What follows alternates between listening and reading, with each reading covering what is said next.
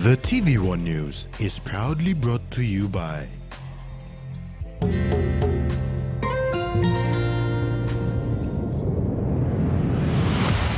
BSP, our bank, our people.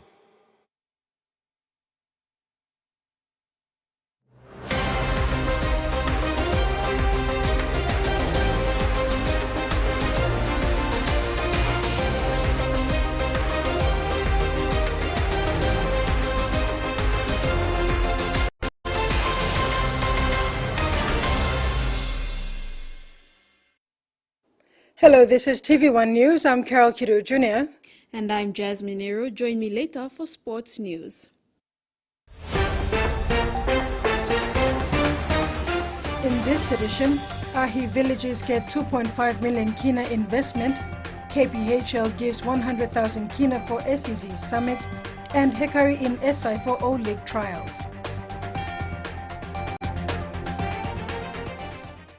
The University of Papua New Guinea's second day of the week-long graduation ceremonies was underway again at the Sejonggai Stadium Indoor Stadium. Today, over 200 graduates received their Bachelor of Arts degrees and diplomas in various social sciences and humanities majors.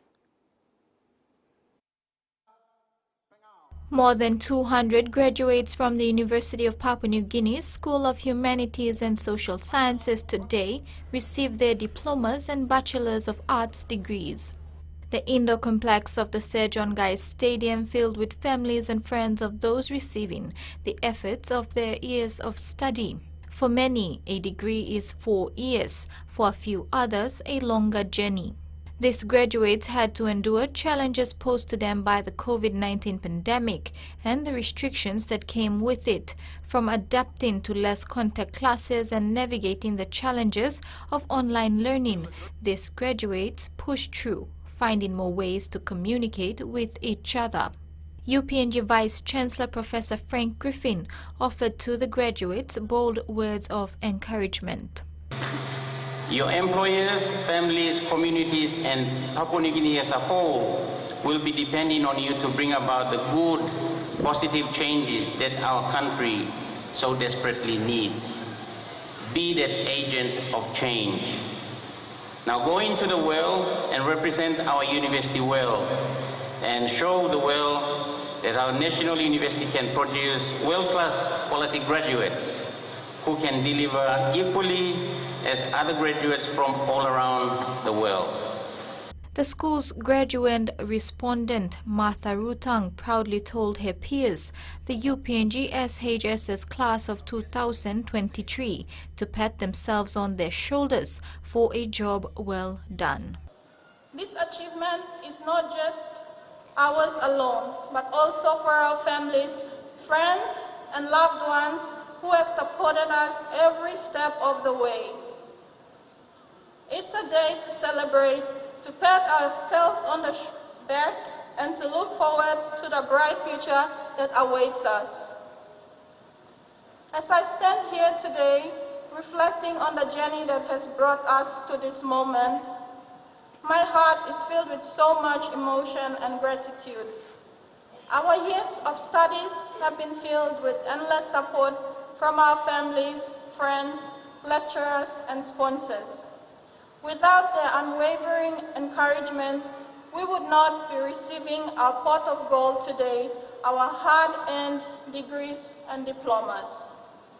220 graduated with Bachelor of Arts degrees, 2 with Bachelor of Arts with Honours, Second Class Upper Division, Kotnisha Gwaibo and Kylie Sesuki, whilst 12 others graduated with diplomas in language communication.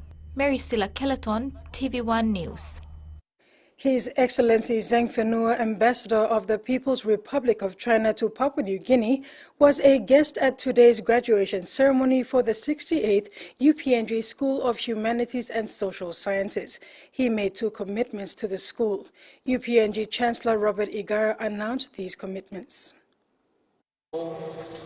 Dear graduates, The People's Republic of China has committed to enter into agreement with the University of Papua New Guinea's School of Humanities and Social Science to have the languages of China offered as a course.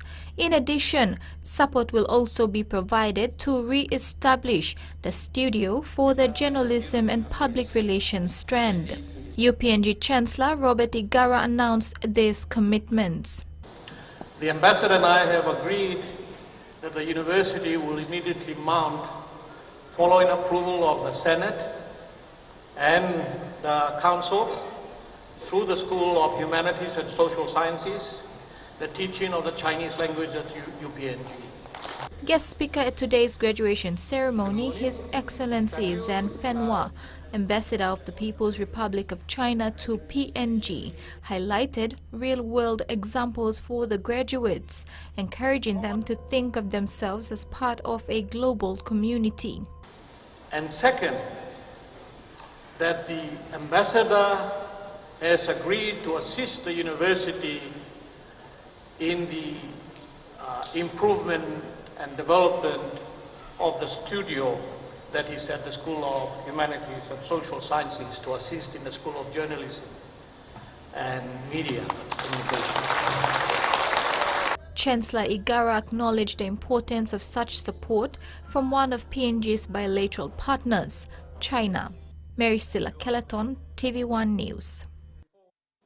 The Teachers' Personal Emolument Budget Framework Workshop has commenced in Port Moresby on April 24, 2023 and will continue until May 5, 2023. And the aim of the workshop is to include teachers' allowances and salaries in the budget, which has not been covered in the past. The Teaching Service Commission, or TSC, hopes to minimize overflows and capture all personal emoluments, including unpaid salaries, allowances, and leave entitlements. TSC Chairman Samson Wangihomi hopes to include the budget framework for provinces. The workshop is co-hosted by the Treasury Department and the TSC, with the first group attending being the New Guinea Highlands and the Highlands regions, followed by Momase and the Southern regions. Theodis, with its branches in Port Moresby, Lae and Hagen, organized a Throw the Dice challenge for their customers last Saturday, providing them with an opportunity to win exciting prizes. The event including a fundraising drive for the Cheshire Disability Services. The Throw the Dice event was well received by customers. It brought smiles to their faces. The Port Moresby branch also hosted a sausage sizzle for their friends at the Cheshire Disability Services. Theodist has been supporting the organization with various fundraising activities and sponsorships. They are here with us today for the sausage sizzle to help funds that we have provide adequate services to health, rehab, and education for people with special needs, allowing them to become active members of our society. Okay. Theodis business model basically includes making a positive impact on the communities where we operate. So in order to achieve this, we basically collaborate with organizations and programs that have a positive impact in our communities. Theodist had sponsored 25,000 kina worth of office supplies to Cheshire earlier this year. Cheshire Representative Tom Sawan expressed his gratitude to Theodist for its continued support and emphasized the importance of caring for people with special needs. 21, and this year they've come on board to support Cheshire with stationery worth of 25,000 kina for the year, which is a huge relief to us with the compounding effects of COVID-19, and which is affecting a lot of the business houses and most of our sponsors, our partners. But this has again dug deeper and come on board to support Cheshire again. We are very grateful for this support, and we hope and would like this partnership to continue in the years to come, because disability care is not only our responsibility, it is the responsibility of every man, woman and child, and every corporate citizen within NCD and also Papua New Guinea as a whole. The funds raised from the sausage sizzle were directed towards supporting Cheshire's work for persons with disabilities, enabling them to become active members of the society. AHI Investment recently presented a 2.5 million kina dummy check to AHI Prudential Development at the Leh International Hotel. This funding will go towards supporting projects in the 6 AHI villages of Morobe Province. A 2.5 million kina dividend from landowner shareholding company AHI Investment Limited was presented to its trustee company AHI Prudential Development on the evening of Saturday, 22nd April at the Leh International Hotel. Chairman of AHI Investment, George Guare, said the 2.5 million kina profit from the group of companies will be managed by AHI Prudential Development to work with their partners to run projects and programs in the 6 landowner villages of Butibam, Hengali, Kamkumung, Yanga, Wagang, and Yalu. But this line of first funding me by working, you even got funding come up in 2018. You will give 6 plus bus, the 1-1 association you got finished. Beyond this plan, we work with them, basically authority. Now you got a partnership program where you look for addressing law and order. Now we building a police station in partnership with them. Online to me ICTSI. On the partner to me now you got shareholding to inside of this operating business. Guare, who is also the general manager of the South Pacific International Container Terminal, was happy to announce their group's adoption of the 17 Sustainable Development Goals, saying those will be the main pillars used when AIL looks at investments. Time you work in business inside the city, don't Leh. Now time you work in profit. We have a responsibility to ensure we invest back into our communities so that we address these goals that have been identified globally and accepted by United Nations, 17 Sustainable Development Goals. Guare said the all-female AHI Prudential Development Board, headed by Chair Lady Nellie McLeay, will ensure the funding goes into projects that support the 17 SDGs. The dummy check was presented by AIL Group General Manager Lorena Nolasco and Chief Operating Officer of AIL Group Troy Dean to AIL Chairman George Guare. Guare then presented the check to the board members of AHI Prudential Development, Chair Lady McLeay, Rose Endoza, and Cecily Gegelagi. Mary Silla Kelleton, TV1 News. Our children's tomorrow depends on us, Chairman of AHI Investment Limited, George Guare, said a strong foundation needs to be set today so the children of the 6 AHI villages can have hope for tomorrow. This is why AHI Group Limited named their foundation AHI Hope. You must work, you must come up with money and resources that you must take the lead of managing destiny of Mipla. That's the only way that you working by a lot of partners can come in. You may not have to sit down and wait, not complain, no problem of Mipla, no wait no government, wait no member, wait no anyone, churches to come and fix the problem. It's up to us. It's up to the leadership of today. You have witnessed the evidence of the hard work, the kai but it's like vision, something like that. We want to make a difference in our community. Remember, the Deputy Prime Minister, I'm talking to make Leh a better place. You can only make Leh a better place if we also make AHI a better place.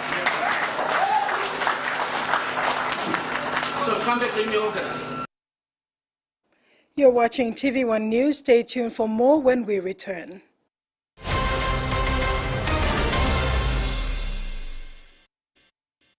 Whether we're playing sport, exercising for fitness, being active for work or play, just having some fun, or just chilling, there is one name we can count on that we know will keep us going strong. Skell Rice. Healthy, nutritious, delicious medium grain rice full of vitamins and minerals. Skell helps us maintain a healthy, active lifestyle so we can enjoy every day. Skell Rice.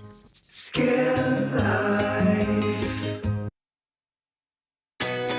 A true champion is measured by their courage, their determination, and their passion to never give up and to always keep trying. With a delicious Milo and milk taste and added nutrients, Milo and milk is a great way to fuel our little champions with nourishing energy every day. Because true champions give it their all. Milo, PNG and Mia. Pine PNG made. Open bets.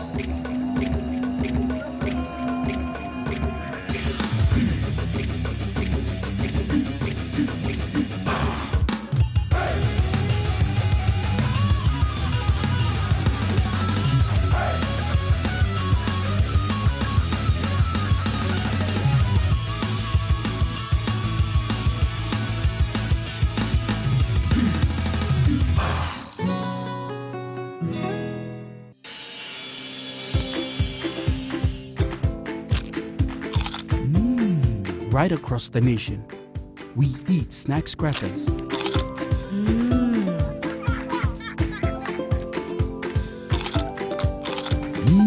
Emi trubla. All get a young planalapun, only like him snacks crackers. Only make him here, no PNG, one-time lay biscuit company. It's crunchy and tasty. It's irresistible. He says the best Hunters players come from his region. So does she.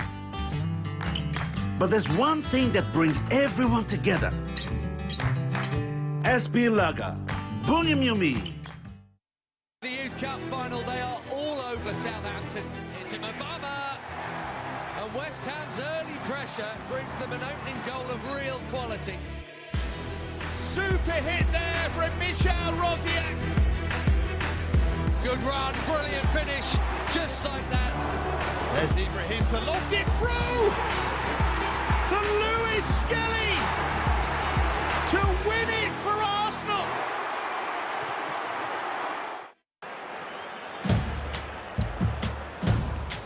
What a goal!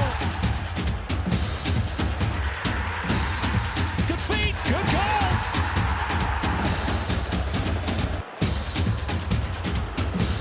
Oh, that's special!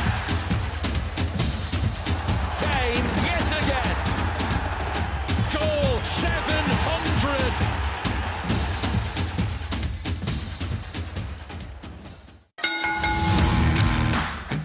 The Intercontinental Champion, Gonta! And Ray Hurricanrana! Oh my goodness! He's gonna fly!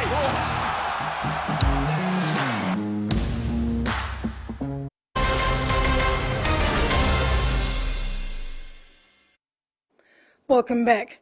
Today is Anzac Day, commemorated to remember those who have served our nation in times of war, conflict, peace and humanitarian operations, including in Australia's nearest neighbour, Papua New Guinea.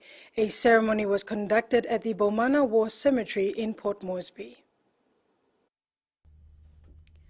On Anzac Day, we remember those who have served the nation in the times of war, conflict, peace and humanitarian operations, including in Australia's nearest neighbour, Papua New Guinea. In PNG, schools, businesses and organizations remember those who have served the country, including the commemoration of the day at the Bomana War Cemetery. Minister for International Development and the Pacific Minister for Defence Industry, Pat Conroy, stated that the day was to reflect on Australia and Papua New Guinea's deep historical connections. Minister Conroy added that the battles in PNG in the Second World War were vital to the defence of Australia. The Kokoda track bore witness to some of the most desperate and vicious fighting ever encountered by Australian troops. More than 3,300 Australian service personnel are buried at the Bomana War Cemetery, alongside 40 members of the 1st Papuan Infantry Battalion who fought with them. No other war cemetery in the world has more Australian war dead. The people of Papua New Guinea suffered greatly as war tore through their homeland. We remember the Papuan Infantry Battalion, soldiers who served alongside Australians, and the Papuans who risked their lives to carry our wounded to safety. we hold in our hearts the families and friends who have suffered the loss of a loved one in the service of our nation. As well as reflecting on our shared history, I will meet with ministerial counterparts to discuss our future on key issues of mutual interest, furthering our close bilateral relationship, he stated. Minister Conroy also officiated at the unveiling ceremony of wards at Metoria Health Center and Construction Site in NCD. Jasmine Nero, TV1 News. PNG Information and Communication Science is taking another level to improve coverage delivery of radio, television and online services in the country. Minister for ICT Timothy Masiu welcomed a cheque worth 4.83 million kina from the national government for the new NBC installations in Hela and Jiwaka provinces, as well as improving the coverage of the national broadcaster in the autonomous region of Bougainville. Masiu acknowledged the government for honoring the commitment of the previous government by releasing the full funding as decided by the cabinet in 2018. He added that the funding will greatly assist in the improvement in the Highlands region as well as in Arab. Gold sponsor of the Special Economic Zone Summit fulfilled its commitment with the presentation of a 100,000 kina check. KPHL Managing Director Wapu Sonk presented the check to Chair of the SEZ Summit Committee and Minister for International Trade and Investment, Richard Maru. Kumul Petroleum Holdings Limited presented a check of 100,000 kina to the organizing committee of the Special Economic Zone Summit. KPHL is a gold sponsor. Sonk noted that the most appropriate power solution will depend on the particular SEZ location. This could include the use of renewable energy sources such as hydro, wind, solar or geothermal directly or in cogeneration. KPHL's focus is on promoting greater utilization of gas available under the domestic market obligations agreed to by the operators of the country's LNG developments. So Kumul Petroleum will play a role in providing energy. It will be a mix of different sort of energy sources. It can be hydro, it can be solar, it can be gas-fired power stations, it can be anything. Sometimes it could be just biofuel. We have a lot of geothermal, so different sources in different places. Depending on where the economic zones are, we will look at it. It's not only Kumul Petroleum investing in energy, but we will bring partners. We will bring partners to work with us in the different energy opportunities that exist. He stated that another example being investigated by Kumul Petroleum is the feasibility of using domestic gas in a floating storage and regasification plant in Morobe that could be used to produce power for the Labu SEZ along with cogeneration from hydro.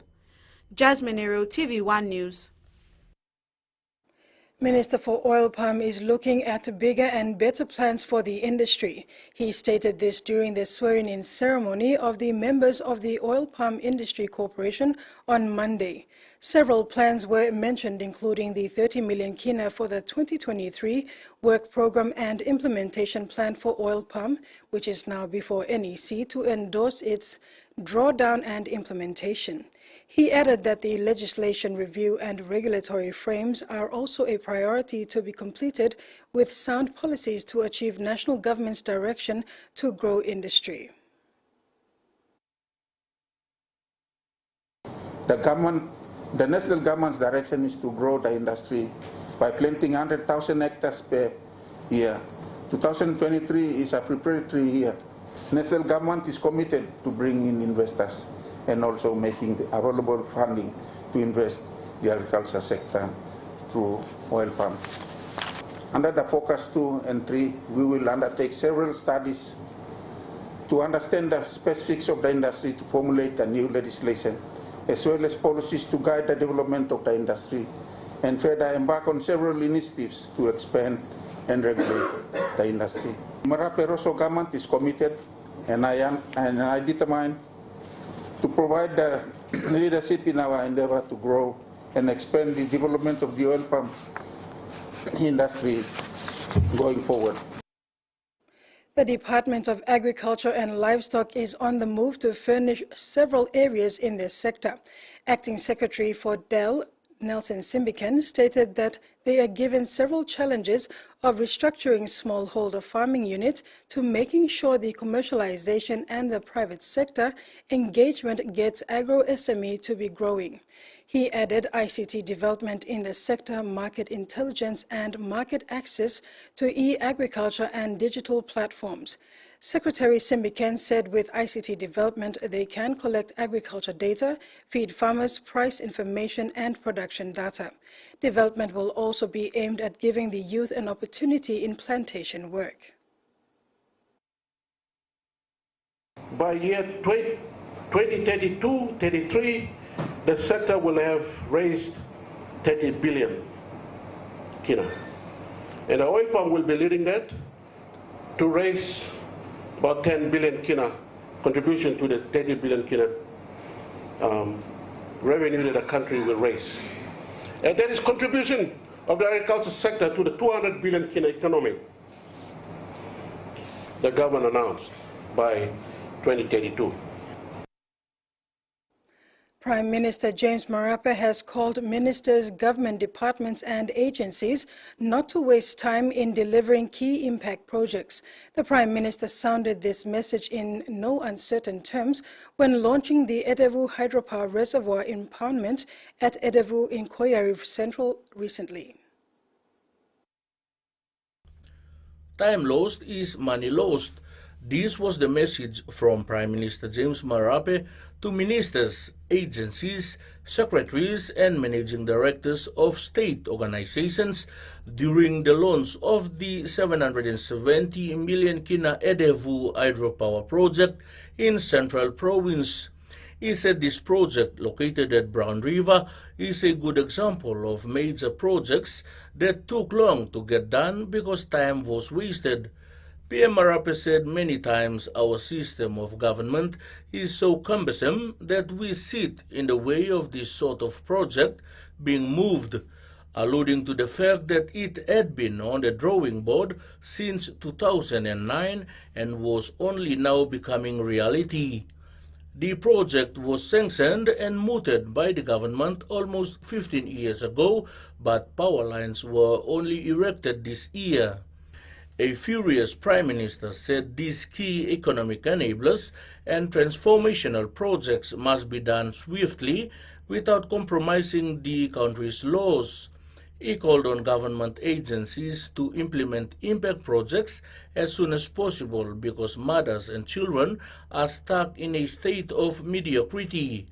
Meantime, Chinese investor PNG Hydro Development Limited invested 650 million kina while the government is partnering by way of 120 million kina for this 132 kV transmission line from Edevu to Port Moresby.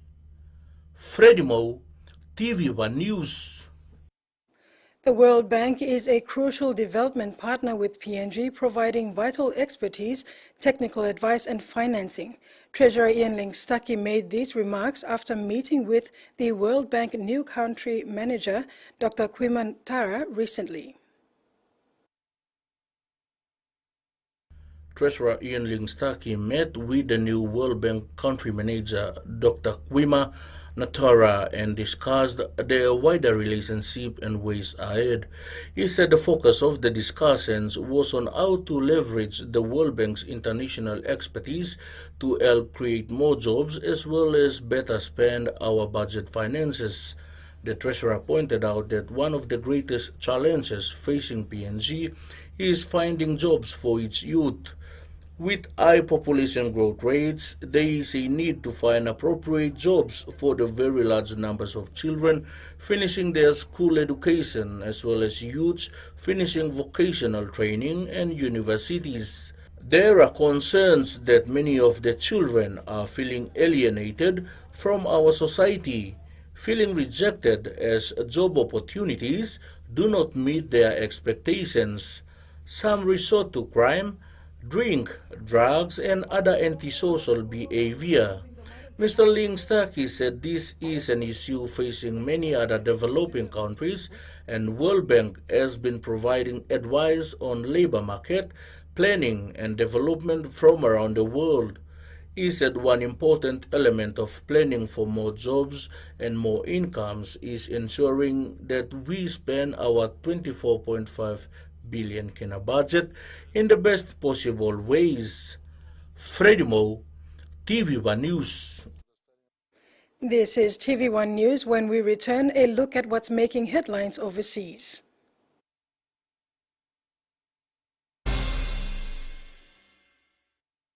All-One Talks adds some excitement to your festivities with the Flame Easter Bonanza. Win a slice of a whopping 300,000 kina by purchasing the Flame Family Bundle Pack, which includes rice, sugar, flour and vegetable oil, all in one go. Highlight these goodies on your receipt and scribble your full name and contact details on the back and pop it in the entry box in selected stores across PNG. 4 fortnightly draws, 100 winners, 3,000 kina each. You don't want to miss out. This promotion ends on the 31st of May. Flame, strength and energy. Terms and conditions apply. Hiya, Mama. You wait then, but me add him special flavor. Put in more flavor, put in more taste. Magic kakaro, get up a big smile on face. Time for kimchi and a great kumutu. Sip, sip, the moo, yes, magic on you. Maggi, the taste PNG loves. It's Smile o'clock. It's Smile o'clock. Gotta brush our teeth. Time o'clock. Did you have a nice day? Real good.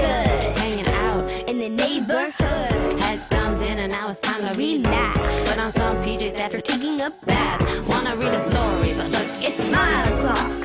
Gotta brush our teeth. Time o'clock. Before it gets late, Yeah, all of us. everybody's happy when we Brush, brush, brush. Yeah. Smile o'clock. Smile o'clock. Time o'clock. So brush, brush, brush. Hardware House is more than just a store. It is where quality meets affordability, where culture is proudly celebrated.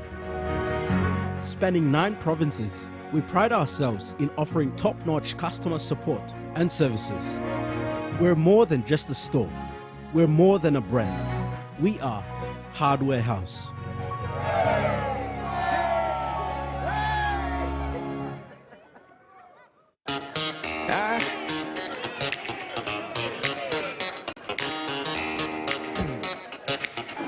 Superstition ain't the way.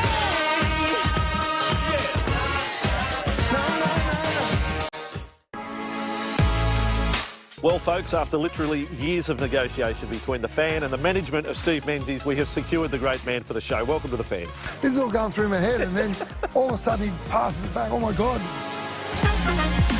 Today we have enlisted the help of Panthers co-captain and superstar halfback. When you've kicked it well, you usually know, and especially on the chip kicks, I usually know. Thanks to Nathan Cleary, invaluable insight for the fans out there, for the kids out there. Leopards, bison, cheetahs, and more. Ideally, all of these animals roaming freely would paint a beautiful picture. However, human progress won't allow that. The next best thing is to give them value. Join Dan Cabela as he sets out on an international journey of discovery within the world of conservation. There is no one-size-fits-all solution, and science is the best hope to find answers for their survival. Hard Truths of Conservation, streaming now on Outdoor. Welcome to MotoGP. To be a highly dramatic 18-lap Malaysian Grand Prix Moto2 started with... So that's a very decent middle sector for the Alpine. They only half a They have crashed! They've gone into each other! What a start for Will Davison. Di Pasquale has been swamped. Some of the biggest and most talented egos in sailing. The two-time defending champions make it 2 in a row.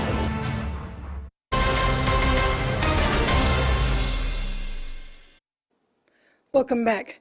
There are fresh calls for all South Australians to be offered a free flu shot as the peak of the flu season draws near. The state government is still weighing up the idea, but today was touting a new vaccine manufacturing deal. The next generation of vaccines under development. Don't get up, you're right, you're right. Now a $10 million cash injection will boost production of high-tech new vaccines in Adelaide. A combination of government effort along with Biocena's initiatives and the skills that we produce here mean we are at the cutting edge of vaccine technology globally. The joint state and federal government spend will expand Biocena's Theberton laboratory. That'll facilitate production of more mRNA vaccines like the Pfizer and Moderna COVID jabs. Could see two vaccines being produced that address diseases such as tuberculosis, more advanced flu vaccines.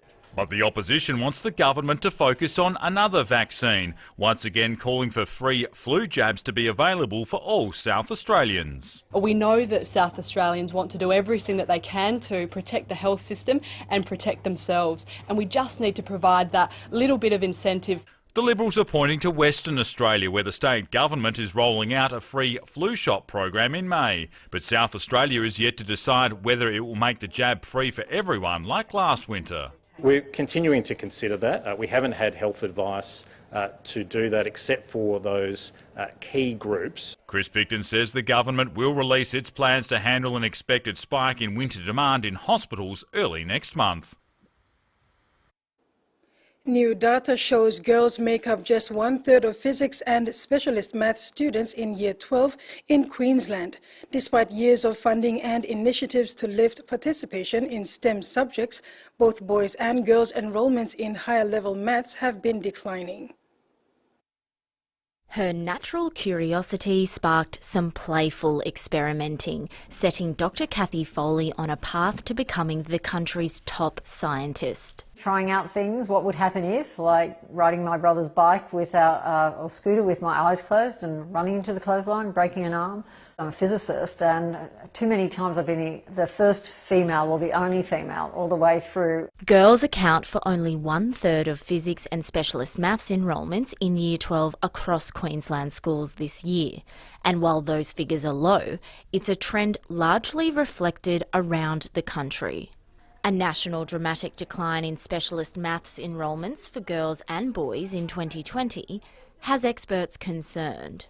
So the job market is booming, but the supply of graduates in maths sciences is dropping. So the starting salaries for maths graduates now range between $100,000 and $200,000 a year. This Brisbane school is bucking the trend. Girls are topping the physics, the chemistry, the biology, the psychology, which is fantastic to see. So what's their secret? It's fun activities like robotics that keep kids engaged throughout school and encourages them to engineer their futures. I really fell in love with STEM when I was in grade 7.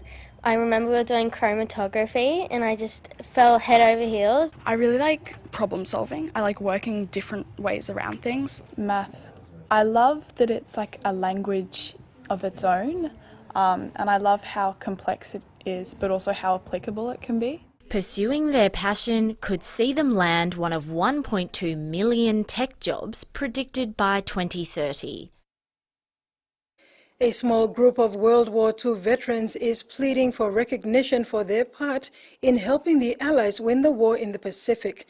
The U.S. Army's small ships section was manned by mainly Australian civilians, and many historians say their role in the war was crucial, yet many Australians don't know their heroic story.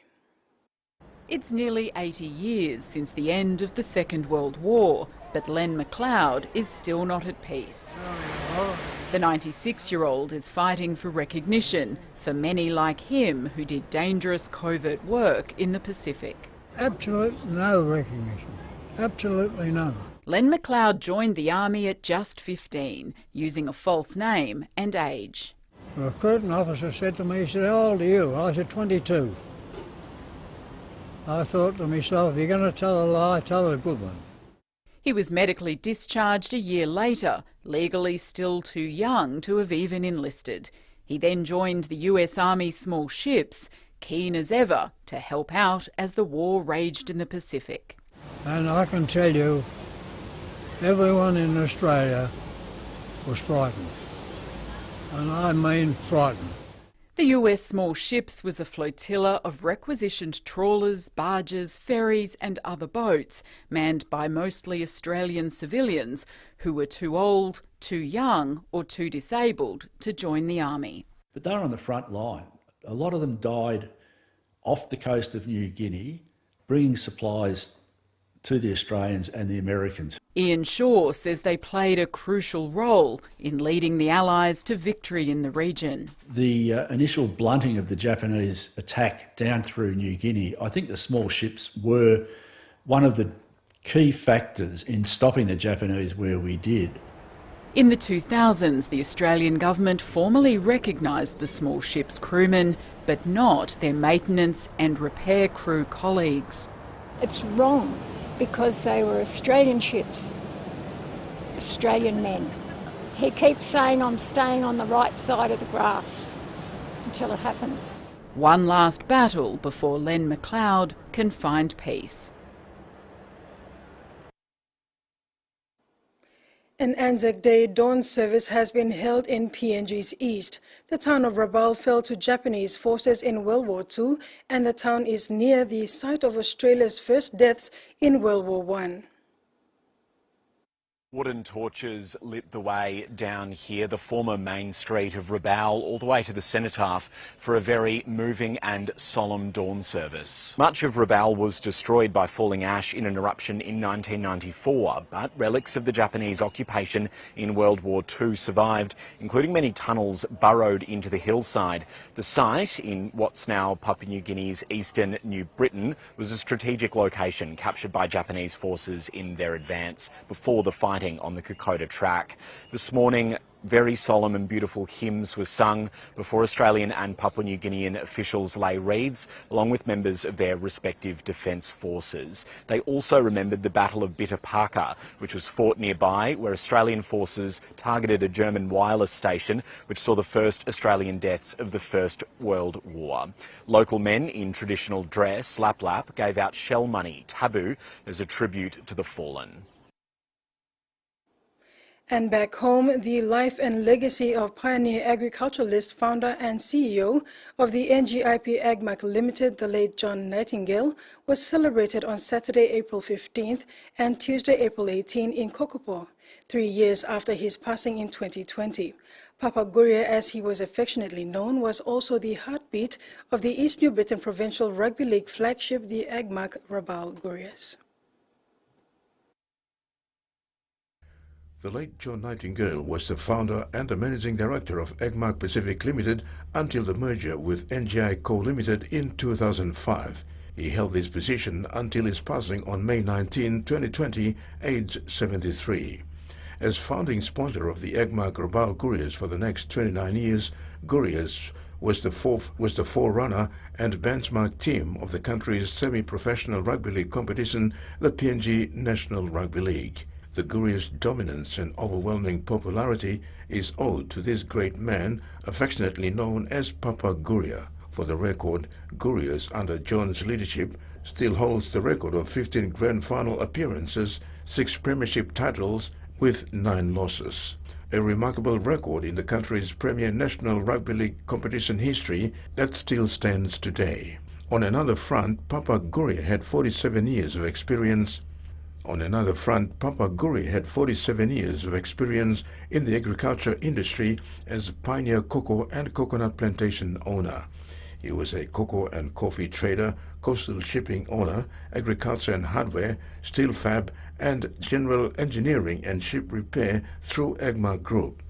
But at the end of the day, he was a humble, down-to-earth father figure, mentor, and a great family man.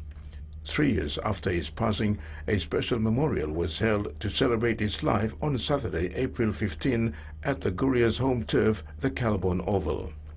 Staff of AgMac Group, business partners, family, friends, and current and former Guria players joined the Nightingale family in the ceremony. Governor Michael Marum also joined the celebration. The Memorial Day had displays of John's memorabilia and portrait and tributes. It concluded with beautiful hymns by various choir groups to bless the day. John's memorial was followed by the Kutu Tabu, the breaking of the traditional Tolai shell money at his family residence in Kokopo. It was performed by Nightingale's adopted Tolai clan through his wife's family. Terry Longwood, TVWAN News. And that ends the news segment. We now have the weather forecast for the next 24 hours.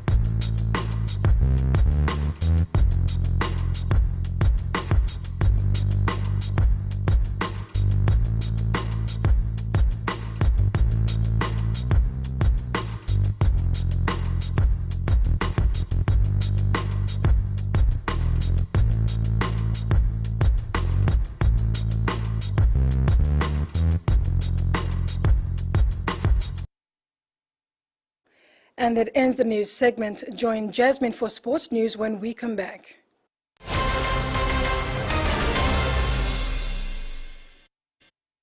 Dear son, you ask me how I live such a good life. Yes, I've had some good luck, like the day I met your mother. But it wasn't always that way. I've made some good choices too, like working hard and keeping my super with NASFAN. They looked after it for me, which meant I could concentrate on looking after my family. Living each day, knowing that when the time came, I'd be ready for tomorrow.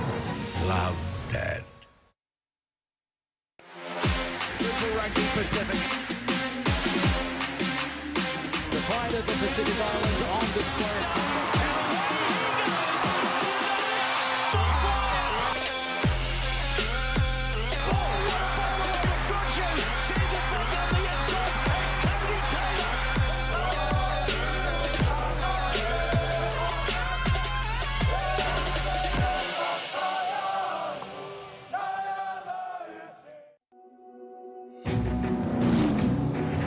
Monster machines, huge hubs, colossal constructions, mega movers.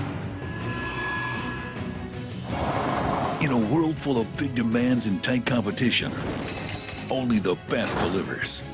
If it could be bigger, that would make it bigger. Yes! Mega Monday, streaming now on Outdoor.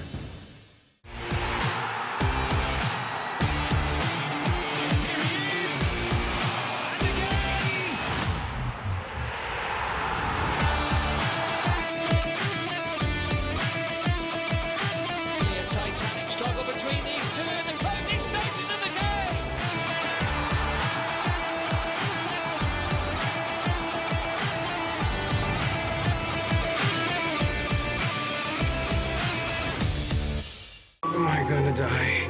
I was hoping to get to know you. Every beginning is the end. How is Robbie doing? He's in the ER and needs the operation. But we're short on cash. What should we do now? I will figure it out. You attempted to rob a bank. But what for? It wasn't my fault. Will you please believe me?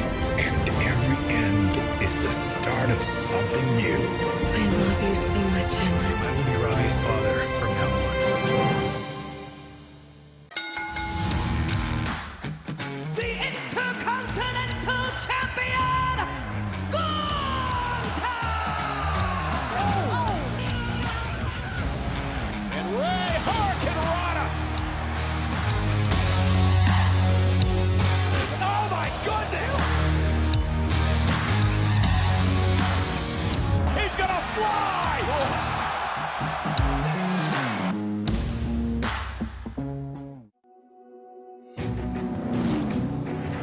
monster machines, huge hubs, colossal constructions, mega movers. In a world full of big demands and tight competition, only the best delivers. If it could be bigger, they would make it bigger. Yes! Mega Monday, streaming now on Outdoor.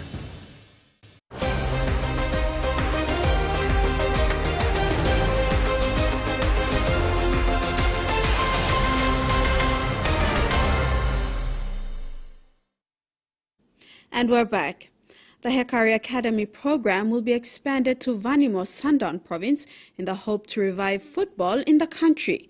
The Hekari United FC General Manager Voni Kapinato made this announcement during the press conference on Monday after she made a successful trip to Vanimo. Hekari United FC General Manager Voni Kapinato announced that Hekari United FC will be running a football academy in Vanimo, Sundown Province. After doing her own research during a recent trip up north, Mrs. Kapinato concluded that soccer is dominant in the West Sepik and Vanimo has been chosen for this pilot project. I did my search about PNG in football, which provinces that they played a lot of soccer. I found out that it's Vanimo, Western is Sepik. Then there are a few other provinces, but other codes are in there. So I took advantage of that, and I want to grab this opportunity, not only for the senior, but for the younger kids. And I want to see them grow in this good discipline, not only in playing soccer, but remind them the importance about who gave them the talent, our good Lord above. And I think it's our drive all through. And I want to see many of these players from other provinces to be selected in our national team. Ms. Kapinato would like to see players from that part of the country competing in the National Soccer League. Upon her return to Port Moresby, she scouted 3 players through the Talent Identification Program. They joined the Hekari camp and will play in the Port Moresby Soccer Association competition. My dream is to see that Academy Hekari can be out in other provinces. That is our first step. In a week from now, I'm traveling to provinces she has considered in setting up a Hekari United FC Academy are Autonomous Region of Bougainville, East Sepik, Morobe, East and West New Britain, Manus and Western Highlands. Meantime, she will make information available on when Port Moresby Academy program returns. The program was suspended after the coronavirus outbreak. The Hekari United Football Academy was established in 2007, with many soccer talents having gone through the program. Rex Lita, TVWAN Sports. The Gazelle District Rugby League has been given a new lease on life after being dormant for some years. To get the interest going, the interim Gazelle League executive, led by President Melly Tamlik, organized a pre-season nines competition with 12 teams participating. The competition started on the 1st to the 15th of April at the Karavat Rugby League field. Due to last week's Rabaul Peace Cup Challenge, the Gazelle Precision Nines final has been rescheduled for the 29th of April. With overwhelming support and interest to revive the Gazelle League, an interim executive is now in place to oversee the revival of the association and get affiliated to the mother body, the PNG RFL. The interim executive comprises of President Melly Tamlik, Secretary Benjamin Samuel, and Treasurer Alex Nungi. Tamlik said after the pre-season nines round-robin games, 6 men's teams have qualified for the semi-finals playoff and then the grand final, which has been confirmed for April 29. UNRI Kip Jets will meet UNRI Cowboys, Gina Chiefs versus Karavat Bankstown 1, while Takakel Brothers will take on Karavat Bankstown 2. In the women's grand final, Destiny will lock horns with UNRI Cowgirls. The president has also acknowledged the generous support of Karak Resource Group that has come on board with 80,000 kina as naming rights sponsor for the next 3 years. The sponsorship package will also cover the revival of the school's rugby league program in the district. Gazelle DDA has also made a commitment of 20,000 kina. Tamlik said after the nines competition they will proceed with the season proper, tentatively set to kick off on the 13th of June with a 6-team competition. Terry Longwood, TV1 Sport. And for overseas sports, the troubled West Tigers club may have found their long-term number one. Basketball convert Jerry Mbula debuted for the Tigers on Sunday in their Round 7 clash loss to Manly, showing great potential to keep his spot in the team. Jerry Mbula will become the first Kibra Park High graduate since the great Benji Muzzle to debut for the West Tigers at fullback at Campbelltown Sports Stadium. There's been a lot of hype about the 21-year-old since he started on a train and trial deal at the club over the summer. He has been labelled the fittest player at the club and has easily held his own against the first-grade side during opposed sessions, and his ability to cover so much ground has not been lost on the coaching staff. At 187 centimeters tall, Mbula, who was born in Auckland and has a Fijian and indigenous heritage, briefly quit rugby league a few years ago to focus on basketball. Kibra Park's head of rugby league, Peter Norman, said Mbula, who played centre at school, had that natural football sting you could not coach, and they are exciting players we love. Tigers coach Tim Sheen spoke glowingly about Mbula during an open training session over the summer. There was some on Sheen's coaching staff who thought Mbula was ready to debut back in round 1. Laurie Daly and Charlie Staines were the two recognized fullbacks in the top 30 squad, but Mbula was rated better than those two when it came to defense. Manly fullback Daly Cherry Evans has left plenty of top-line fullbacks nursing a good bout of heartburn after terrorizing them with his kicking game, but the Tigers know Mbula is ready. Terry Longwood, TV1 Sports. And that wraps up the news tonight. Thank you for your company. Bye for now.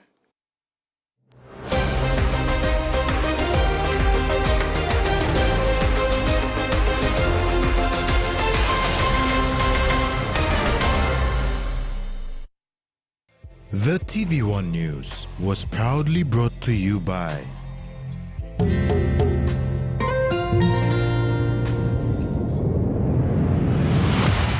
BSP, our bank, our people.